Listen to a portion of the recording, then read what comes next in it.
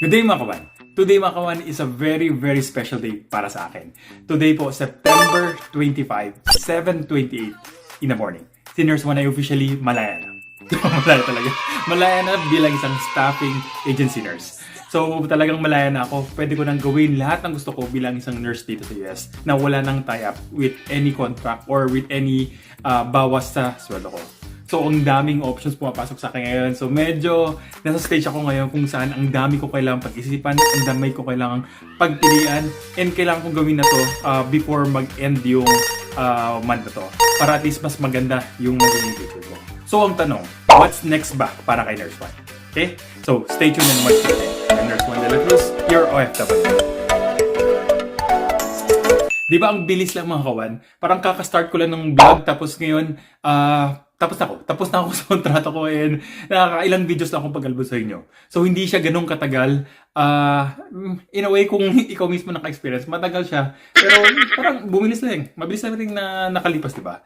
So, sa mga bago dyan, don't worry. Lilipas din yan. And later on, ma-realize nyo, nasa dulo na kayo ng kontrata nyo. Pasensya na pala kayo mga kawan na nawala ako for like almost 2 weeks. Hindi ako makapag-post. Ganun sabi ko sa inyo before, nag-push talaga ako na matapos yung kontrata ko within this particular day para makuha ko agad yung kontrata ko na hinuhop ko talaga mag-start nung 27 or sa 27. Unfortunately, hindi ako makapag-start sa day na yon kasi may mga konting issues pa sa paperwork or sa processing na kailangan ko talaga palang isipan bago pa i-share ko sa inyo lahat na yon. Sa sobrang push ko mga kawan, ang ginawa kong trabaho is minsan 6 days a week ako nag-work.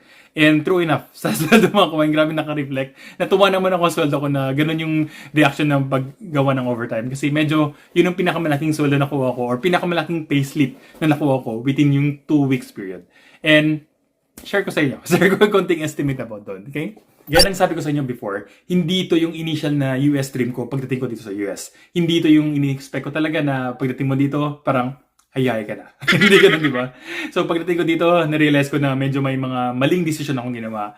And since tapos na ako sa kontrata ko, so pwede ko nang simulan kung ano talaga yung primary aim ko dito sa US. Which is kumuha talaga ng malaking budget and i-live yung dream bilang isang talagang USRN dito sa US.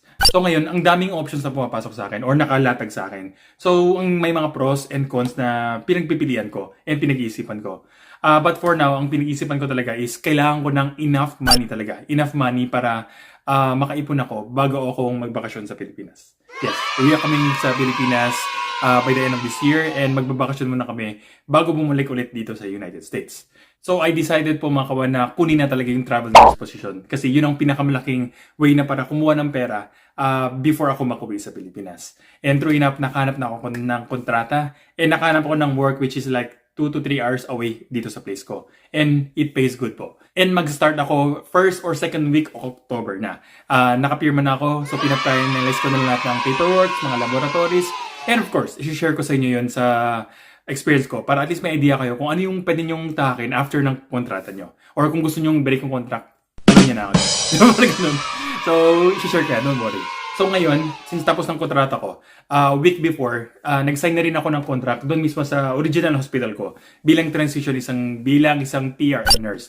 PRN yung tipo kung gusto ko lang mag-work, magsabi lang ako sa kanila or tatawag sila sa akin kung gusto ko mag-work sa hospital nila during sa schedule na to.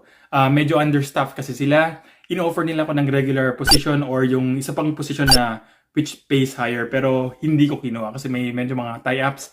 And hindi siya ganun kalaking payment versus doon sa travel nursing. So, PRN na lang kinuha ko para at least may additional option ako na pwede mag-work during sa mga days na medyo wala akong ginagawa or off days ko during sa travel nurse. Para pwede pa rin ako mag-work doon. Extra income naman yan. So, may nagtanong sa Facebook, magstay pa rin ba ako dito sa Kentucky? Yes or no? Ang sagot ko doon is yes and no din. Yes, kasi like I said, mag-travel nurse muna ako dito sa within Kentucky, within around 3 hours away from dito. Kinuha ko kasi yun kasi kailangan ko nang umuwi na Pilipinas. So, short contract lang talaga kinukuha ko. So, medyo yun ang kumagat. So, doon na lang muna ako. No kasi, after lang ng period na to, after ng kontrata na to, pag uwi ko sa Pilipinas, pagbalik namin dito, baka hindi na kami magstay sa Kentucky. It's really hard na mag-decide kung saan state ka lilipat or saan ka pupunta. So, hindi pa kami sure kung saan makon. Hindi pa talaga. So, magde-decide kami later on pag doon ako sa Pilipinas, kuha pa kami ng additional informations, tapos tsaka kami lilipat. Isa sa mga inaay namin is yung sa Texas kasi doon may mga kasama namin and nirinig namin medyo okay yung payment. So yung isa yung sa mga options ko. Or punta kami doon sa may relative ko kung saan medyo nasa around Pennsylvania or New Jersey sila banda na medyo okay naman doon pero medyo mas, may mga snowy lang during sa winter seasons. So pinag-iisipan namin yung ganun. So for now, like I said, di pa kami ready. So mga kawan, sa mga gusto mag-travel nurse dyan, eto, papakilala ko sa inyo yung recruiter ko. Ito po recruiter namin sa agency namin. Kung gusto niyo ng information more about sa travel nursing, syempre bibigyan ko kayo sa next mga videos ko. And kung gusto niyo recruiter ko or recruiter or mga ways mga ganon, sabihin niyo lang ako, i-DM niyo lang ako, bibigay ko sa inyo. Okay? Then may nag-comment. Nag-compute daw sila bigla sa salary ko about dun sa times 5,000 hours. Tapos parang nawaw sila. Parang nag-congratulations. Nakala nila talagang malaki yung sweldo ko. Hindi ganun kalaki kasi like I said, like sa unang videos ko, ang dami mong mga deductions dito. Yung mga gagastusin mo. Kuryente, tubig, kotse, insurance, bahay, and etc. And pinakita ko naman sa inyo kung gano'n lang kung konti yung naiiwan sa akin, di ba? So parang ganun lang. Pero ang ginawa ko mga wan is nag-overtime ako. So sa pag-overtime ko, medyo nakapag-ipon nga talaga ako. May konting ipon din naman ako mga kawan. So hindi ko lang sure kung gano'ng kadami or gano'ng kalaki. Kasi maraming factors eh. Kasi yung mga sideline ko, yung mga stocks ko, yung sa vlogging ko, may ganun income din naman ako. Medyo konti lang nga naman. Tapos, hindi nyo makompute yan 5,000 hours based dun sa pinakita ko sa inyong sweldo ko right before. Kasi medyo may mga changes during sa time na sa contract ako.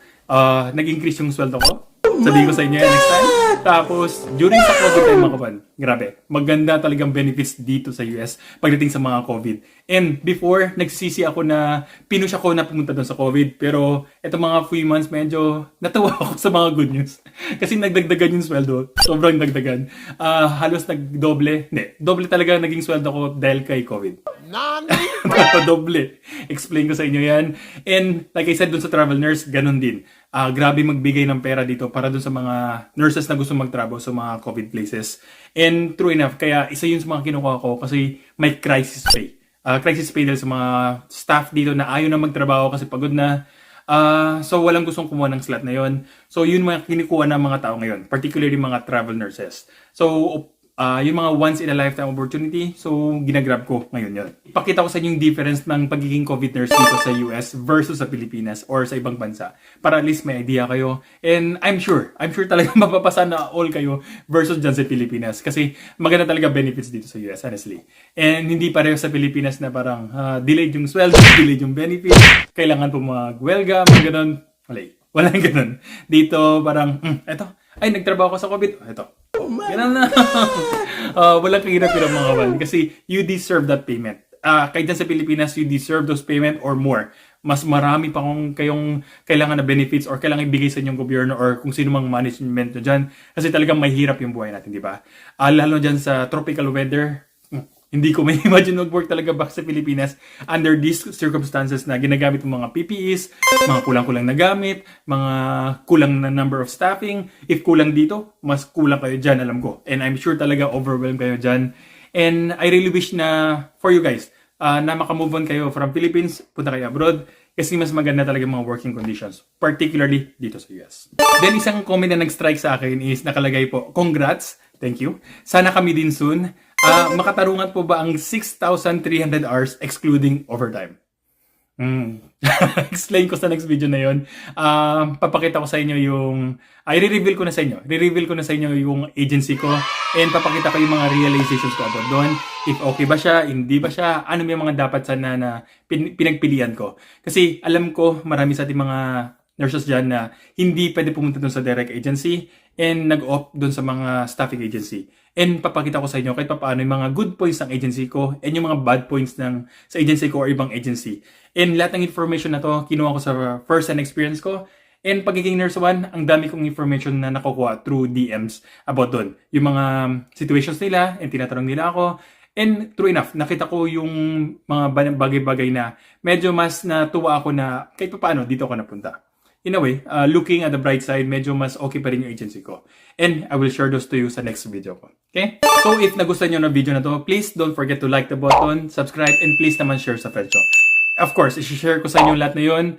Try nyo lagay ng questions. I'll try to answer them as much as I can. And ilalagay ko dun sa next video. Okay? So again po, ako po si Nurse Juan de la Cruz, your OFW nurse. Thank you for watching. God bless. Bye-bye. Stay safe. Medyo i-share ko sa inyo.